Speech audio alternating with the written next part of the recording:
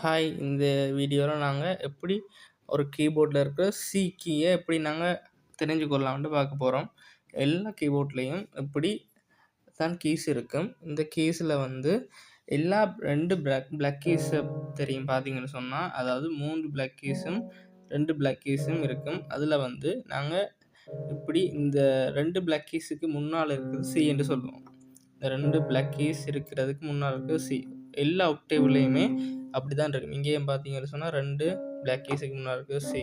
அப்படி நாங்கள் பிரித்து அடையாளம் காணக்கூடியதாக இருக்கும். இந்த 2 பிளாக் கீஸுக்கு முன்னால் இருக்கிறது சி.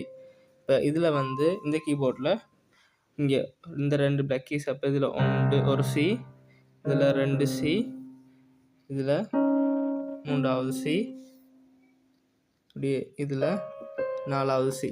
அப்போ நாங்கள் இதில் வந்து 2 பிளாக் கீஸுக்கு முன்னால் இருக்கிறது ஒரு சி கீ என்று நாங்கள்